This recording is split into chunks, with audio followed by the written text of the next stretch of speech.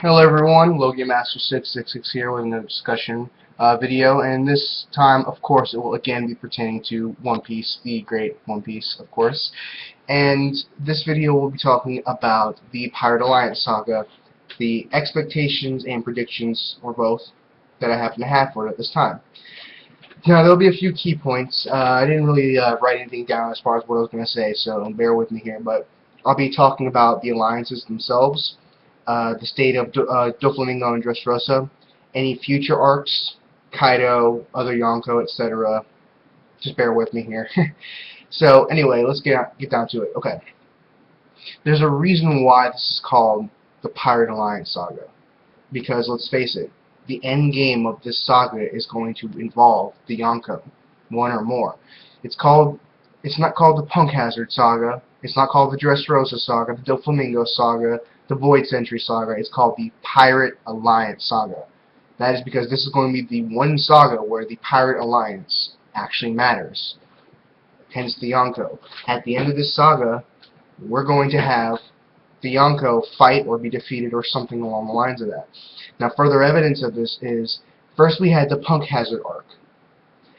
Punk Hazard revolved around Caesar Clown, who worked under Doflamingo.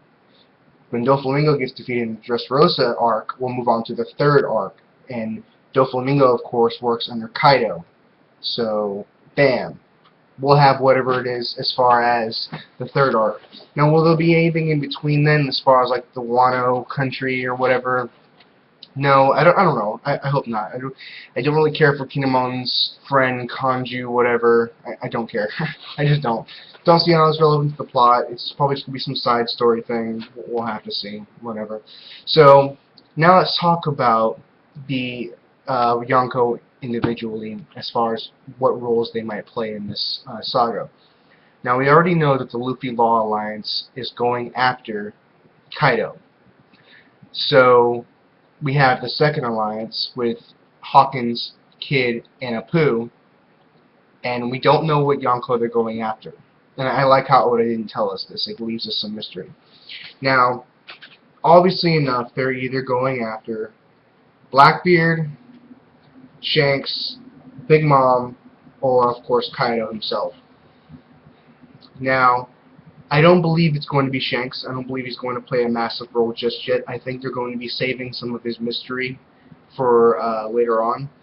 Blackbeard is a possibility. Blackbeard's a really good possibility because he's been playing a massive amount of relevance in this arc in particularly. He took a break for a while. He didn't show up in Fishman Island or Punk Hazard for that matter, but now with Jesus Burgess coming back to get the Maramara no Mi, and under Blackbeard's orders, of course, he's becoming relevant. There's no reason to say, oh, they're not going after Blackbeard.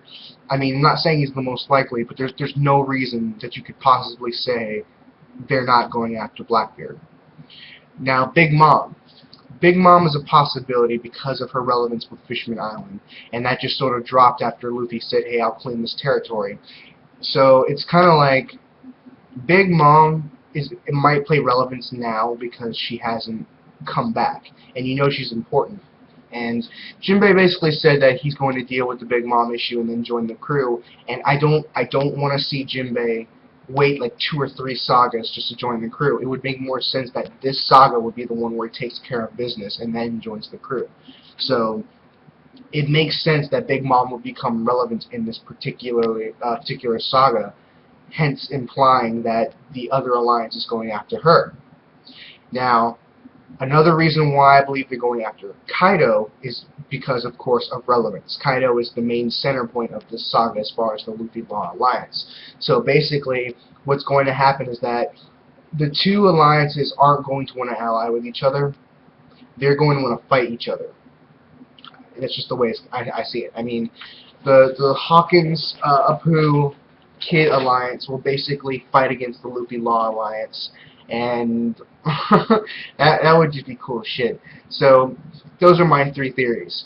Now, regardless of whichever one they're going into, I assume at least 2 Yonko are going to be involved. For all we know, all 4 Yonko could be involved. All we know for sure is that Kaitou and Blackbeard are without a doubt going to be relevant, if not fight, in this saga. We know that for fucking sure. Now, Big Mom is a maybe. A good maybe, but still a maybe. Shanks, not likely. And it's not because he hasn't really shown himself that much recently, but because of how important he is to the story and to Luffy in general. It's just gonna... They're saving it, essentially. But you never know. You never fucking know. So, that's that. Now let's talk about the Dressrosa arc itself.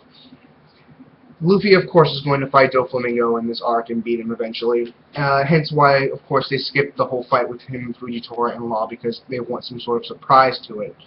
As far as who the other characters might fight, because Zoro got to fight Bitch Monet, and it was an okay fight, but nothing that really strained Zoro. And a lot of people will debate, oh, well, Logia, of course, they can't fight people that are on par with them, because then that wouldn't really show the amount of strength they gain and how OP they are. With that logic, I can understand why they fought who they fought in Fishman Island, but that's over. The time when they can just bust ass and be like, yeah, bitch, 2 years, yeah, that's over. The whole time skip, we're past that. We've been past the time skip for close to 2 years now. That shit doesn't matter anymore. It's time to get to the point where they barely make their wins, where they end up fighting people that are tough and they barely make the win. It's time for Zoro versus Mr. One type matches, Zoro versus Kaku type matches, so on and so forth. It's time to come back to those. So I've considered the possibility that Zoro and Sanji and other Straw Hats might fight against people on par with their level. So the question is, who would that be? A lot of people theorize that Zoro might fight Fujitora. We don't know the extent of either one of their abilities to say who would win. We don't know if Fujitora is Admiral level, despite being an Admiral. He may be one of the weaker Admirals, maybe one of the stronger Admirals. He's likely not a Logia Devil Fruit user. I almost said my own username, Logia Master, I apologize. The reason why I believe he's not a Logia is because we've seen 2, possibly 3 instances of his Devil Fruit powers, which I believe to be a Paramecia, of course. Now, the first, of course, this isn't going in particular order, the first obvious one is when he, of course, used his gravity-like effect in that gambling room and opened that hole in the floor. The second one, of course, when he brought down that meteor. Now, I don't believe it's the meteor, whatever, no fruit. I think it's the gravity fruit. I think you can just go and pull your ass like a fucking Shinra Tensei from Naruto, of course. And the third instance is one that is not quite confirmed. This is still a maybe, and that has to do with that floating rock in the sky in the New World that took out Dawn and whatever's crew. Now people theorize, hey, it's probably just some really fucked up island in the New World. I mean, we have islands that rain down lightning constantly. Islands that are half ice, half magma. Granted, it's not an official island that shows up on the log post, but that's irrelevant. So it's not too out of the book to say that there's a floating rock in the sky that sucks up ships and crushes them. But that could also be a part of Fujitora's ability. That's another theory I have. Now, back to my point with Zoro is that maybe they'll fight. We don't know how strong Fujitora is. We don't know how strong Zoro's gotten into the time scale. We don't. You can't say he hasn't surpassed Mihawk. Maybe he has. It's not likely he has, but he might have.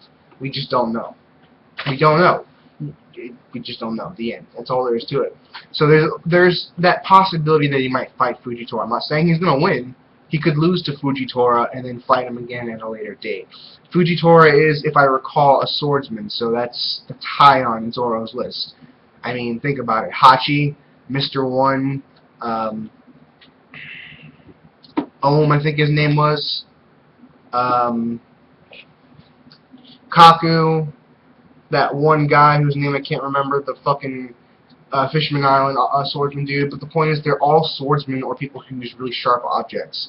So it's not too out of the book that, oh, and of course Monet had those little things. It's not too out of the book to say that Zoro won't fight Fujitora, since Fujitora is a swordsman. So, Dressrosa arc, that's all I've got for Doflamingo as of right now. Another issue I have to address, of course, is the whole Sabo potentially being alive thing. I have a video of it. I'll leave a link down below. If Sabo is alive, he may play some relevance. He's not Doflamingo. I don't believe that. The age does not match up at fucking all. And don't be like, oh, Toby and Obito didn't match up. Whatever. I'm not gonna go into that. So Basically, I believe the Marinara is going to come into play in this arc, of course, involving potentially with Sabo. As far as the tournament is concerned, we're at D block at this point. Now, right now, the only people that actually matter in the D block are Cavendish and um, Rebecca. I don't see Rebecca winning, of course, unless she has some hidden power she hasn't shown or something stupid like that.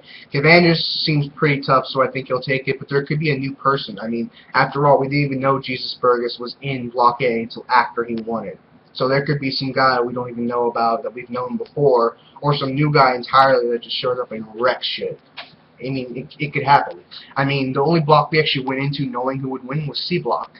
Even B block with Bartolomeo, we didn't really get to see much of him beforehand that I could recall. So that's probably all for my video. I think 11 minutes is long enough. The Pirate Alliance Saga is actually pretty good so far. Punk Hazard was fair.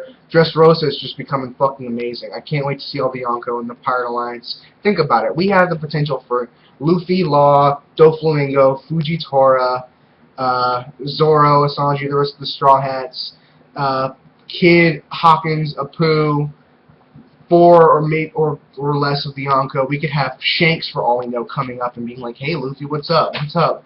So, and potentially even Sabo. All this stuff would be possibly the next arc or so. So that's fucking crazy shit that could be moving on. So, I hope you guys enjoyed.